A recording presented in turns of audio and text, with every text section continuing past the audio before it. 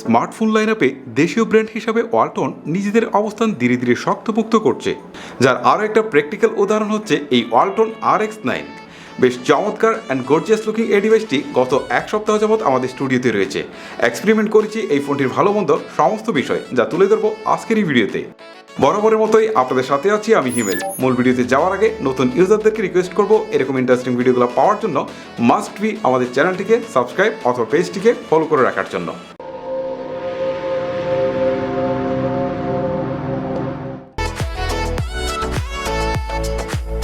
এক নজরে দেখে নেওয়া যাক ওয়ালটন RX9 এর বক্সে ডিভাইসটি ছাড়াও আমরা কী কী পাচ্ছি।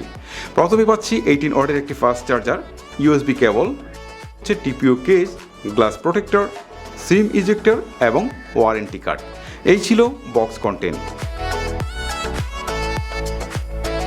যদি ফোনটির ডিজাইন নিয়ে কথা বলি তাহলে বলবো প্রথম দেখাতে ফিদা করেছে আমাকে এটি, স্পেশালি এর রিয়ার পার্টের ডিজাইনটি দেখতে কিন্তু বেশ প্রিমিয়াম লাগে। এটি মূলত গ্লাস এবং প্লাস্টিকের সংমিশ্রণে তৈরি, যেটাকে গ্লাস্টিক বলা হয়ে থাকে। দেখতে অন্যরকম একটা ফিল পাবেন, স্পেশালি এই 17,000 টাকা প্রাইস রেঞ্জের ফোনগুলোতে এত ভালো ডিজাইন কিন্তু আমরা খুব একটা সহসা দেখতে পাই না। আর বিশেষ করে এর যে রাউন্ড সার্কেলের মধ্যে ক্যামেরাগুলো বসানো হয়েছে, এইটা কিন্তু এর প্রিমিয়ামনেসকে আরও অনেক বেশি বাড়িয়ে তুলেছে। রিয়ার পার্টে কিন্তু বসানো হয়েছে ফিজিক্যাল ফিঙ্গারপ্রিন্ট স্ক্যানার, যার আনলকিং স্পিড আমি খুব একটা ফাস্টও বলবো না, আবার খুব একটা স্লো বলা যাচ্ছে না, তবে এটাকে অ্যাভারেজই বলা যায়। আর যদি ফোনটির সামনের দিকে চলে আসি তাহলে এখানে থাকছে ফুল ভিউ ডিসপ্লে। ডিসপ্লের ঠিক বাম পাশে থাকছে 5 হোলের সাইজ খুব একটা বড় না, আবার ছোটও না, অ্যাভারেজ আছে, ঠিক আছে। তবে আমি 5 হোলের চারপাশে কিছুটা শেডো দেখতে পেয়েছি, যেটা হয়তো আপনারা অনেকে খালি চোখে দেখতে পারবেন না। আর সিন অ্যান্ড সাইড বেজেল নিয়ে আমি খুব একটা কমপ্লেন করছি না, কারণ এই বাজেটের একটি ফোন থেকে এর থেকে বেটার কিছু কিন্তু আশা করা যায় না। যদি ফোনটির উপরের দিকে তাকাই তাহলে এখানে দেখতে পাচ্ছি একদমই প্লেন রাখা হয়েছে। এখানে মাস্ট বি একটি সেকেন্ডারি নয়েজ ক্যান্সেলেশন প্রোভাইড করা উচিত ছিল। যদি আমরা নিচের দিকে তাকাই এখানে দেখতে পাচ্ছি 3.5 headphone Jack, primary microphone, USB Type-C port এবং স্পিকার গ্রিল। এর স্পিকারের কোয়ালিটি লাউড ছিল, বাট কিছুটা ডিস্টরশন আছে যদি আমরা 90%-এর বেশি ভলিউম নিয়ে যাই। 90%-এর কম থাকলে এটা নিয়ে খুব একটা কমপ্লেন থাকবে না। আর কিছুটা বেজের ঘাটতি রয়েছে, যারা হয়তো বা অনেকেরই চোখেই পড়বে না। যদি ফোনটির ডান পাশে তাকায় তাহলে এখানে দেখতে পাচ্ছি পাওয়ার বাটন, যেখানে একটি রেড অ্যাকসেন্ট রয়েছে, যার ফলে কিন্তু এটা দেখতে বেশ চমৎকার লাগছিল। তার উপরেই থাকছে ভলিউম রকার। আর যদি ফোনটির বাম পাশে চলে আসি এখানে থাকছে সিম কার্ড স্লট, যেখানে আপনি দুটি সিম কার্ড ব্যবহার করতে পারবেন। যদি ফোনটির হ্যান্ডফিলের কথা বলি তাহলে বলবো 201 গ্রাম ওয়েটের সাথে 8.3 মিলিমিটার থাকছে ফোনটির থিকনেস। ফোনটিকে হাতে নিয়ে আমার কাছে খুব একটা ভারী মনে হয়নি, বাট কিছুটা মোটা মনে হয়েছে, কারণ এই যে রিয়ার পার্টটি একদম ফ্ল্যাট রাখা হয়েছে। যদি এখানে একটু কার্ভ দেওয়া হতো তাহলে কিন্তু হাতে নিয়ে এই মোটাটা আর ফিল হতো না। সো ওভারঅল আমি যদি বলি এর ডিজাইন অ্যান্ড ফিল কোয়ালিটির কথা তাহলে বলবো আমি 10-এর মধ্যে একে নিশ্চিত 9 দিতে পারি।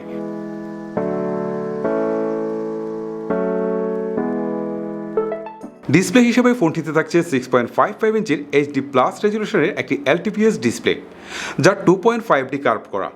ডিসপ্লেতে কোন ধরনের প্রোটেকশন ব্যবহার করা হয়েছে সেটা কিন্তু আমরা অফিসিয়াল ওয়েবসাইট ঘেটেও কোনো তথ্য পাইনি। ডিসপ্লেতে টাচ লেকেন্সির জনিত কোনো ইস্যু ছিল না, তবে কালার শিফটি বা নেগেটিভিটির মতো তেমন কোনো ইস্যু ছিল না এতে। তবে কিছুটা ইস্যু ছিল সানরাইজ ভিজিবিলিটি নিয়ে। ফুল সানরাইজে অপারেট করতে কিছুটা প্রবলেম ফেস করেছি, তবে কাজ চলে যাচ্ছিল মোটামুটি ভালোভাবেই। ডিসপ্লে সব কিছুই আমার কাছে ঠিকঠাক মনে হয়েছে, তবে এখানে HD+-এর পরিবর্তে ফুল HD+ প্রোভাইড করা সময়ের দাবি ছিল। ফোনটি রান করছে অ্যান্ড্রয়েড 11-এ। আর UI নিয়ে খুব একটা কমপ্লেন ছিল না, তবে চিপসের দুর্বলতার কারণে কিছু ক্ষেত্রে আমার কাছে কিছুটা ল্যাগই মনে হয়েছে ফোনটিকে। চিপসেট হিসেবে ফোনটিতে থাকছে MediaTek Helio G25, যেটি 12 nm আর্কিটেকচারে বিল্ড করা একটি অক্টা-কোর CPU। আর GPU হিসেবে এতে থাকছে PowerViewer ROG GE8320। MediaTek Helio G25 gamer বা হেভি ইউজারদের জন্য মোটেও পারফেক্ট নয়। আদারওয়াইজ যারা নর্মাল ইউজার রয়েছেন তারা এই চিপসেট নিয়ে খুব একটা প্যারা নেবেন না। ফোনটিতে হেভি গেম যেমন PUBG, কল অফ ডিউটি বা Asphalt 9 এগুলো খুব একটা ভালো প্লেয়েবল ছিল না। এক্ষেত্রে নর্মাল যে গেমগুলো রয়েছে সেগুলো কিন্তু যথেষ্ট ভালোভাবেই প্লে করতে পারছিলাম।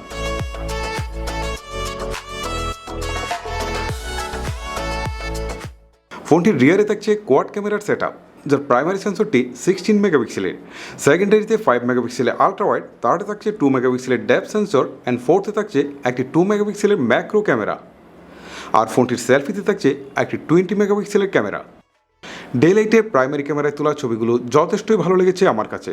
ছবিতে ডিটেলস বেশ ভালোভাবেই ক্যাপচার করতে পারছিল, তবে কালার শিফটের বিষয়টি বেশ ভালোভাবেই লক্ষণীয়। অনেক সময় ন্যাচারাল কালার প্রোভাইড করছিল, আবার কখনো কখনো ছবিগুলো ওভার স্যাচুরেটেড মনে হচ্ছিল। ডাইনামিক রেঞ্জ বেশ ভালোভাবেই ক্যাপচার করতে পারছিল। স্ক্রিন টোন কখনো কখনো খোল থাকলে কখনো কখনো ওয়ার্ম হতে দেখেছি।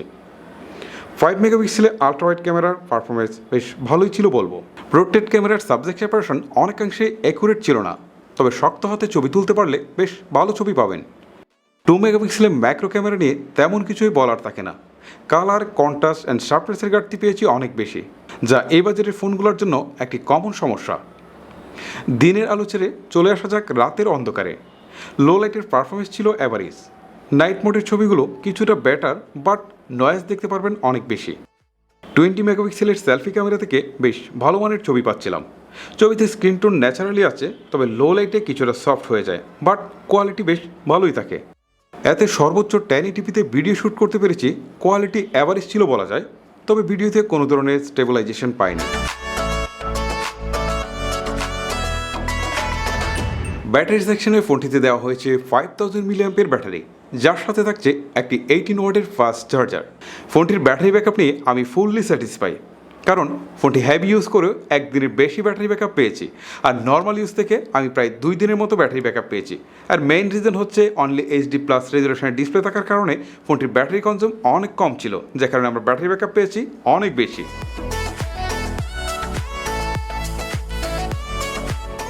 এছাড়াও ফোনটিতে network connectivity, download, upload speed সহ এভরিথিং টেস্ট করেছিলাম, কোথাও কোনো প্রবলেম খুঁজে পাইনি। স্পেশালি এই ফোনটিতে কোনো প্রকার হিটিং ইস্যু আছে কিনা সেটা নিয়ে কিন্তু আমি বেশ ঘাটাঘাটি করেছি। সো ফাইনালি আমার কাছে এই বিষয়টাও যথেষ্ট ক্লিয়ার মনে হয়েছে যে এতে কোনো প্রকার হিটিং ইস্যু নেই। দেখতে দেখতে আমরা চলে আসলাম ভিডিওর একেবারে শেষ প্রান্তে।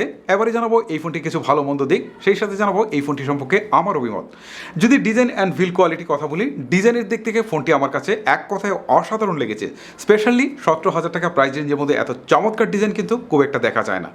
এছাড়াও আরও একটা জিনিস আমার কাছে ভালো লেগেছে এই ফোনের, তা হচ্ছে ব্যাটারি এবং চার্জার। 5000 মিলিঅ্যাম্পের ব্যাটারির সাথে 18 ওয়াটের ফাস্ট চার্জার, এই বাজারের মধ্যে বেশ চমৎকার একটা কম্বিনেশন বলা যায়। তবে আদার যে কিছু বৈশিষ্ট্য রয়েছে, যেমন এই ফোনের ডিসপ্লে, তারপর হচ্ছে চিপসেট বা ক্যামেরা, এইগুলো আমার কাছে কিছুটা ডাউন মনে হয়েছে। স্পেশালি এর চিপসেটটা অনেক বেশি ডাউন, কারণ এটা গেমার বা হেভি ইউজারদের জন্য মোটেও পারফেক্ট নয়। আর 17,000 টাকা প্রাইস রেঞ্জের মধ্যে HD+ রেজুলেশন ডিসপ্লে, এটাও কিন্তু খুব একটা মানা যায় না। আর যদি আমি ক্যামেরার কথা বলি, তাহলে ক্যামেরাটাও অ্যাভারেজ ছিল বলা যায়। তো সব মিলিয়ে আমি বলি যে এই ফোনটা যদি আপনি ডিজাইনের দিক থেকে চুজ করতে চান এবং ভালো ব্যাটারি ব্যাকআপ চান, তাহলে কিন্তু এই ফোনটাকে আপনি চুজ করতে পারেন। আর যদি ভ্যালু ফর মানি ডিভাইস খুঁজে থাকেন, তাহলে এই ফোনটা আপনার জন্য নয়। সো গাইস, সব কিছু আপনাদের সামনে তুলে ধরলাম। এবার ডিসিশন আপনাদের, ফোন কিনবেন নাকি কিনবেন না, ডিসিশন নিতে থাকুন আপনারা। সেই সাথে বিদায় নিচ্ছি আমি হিমেল। দেখা হচ্ছে পরবর্তী কোনো ভিডিওতে। আল্লাহ হাফেজ।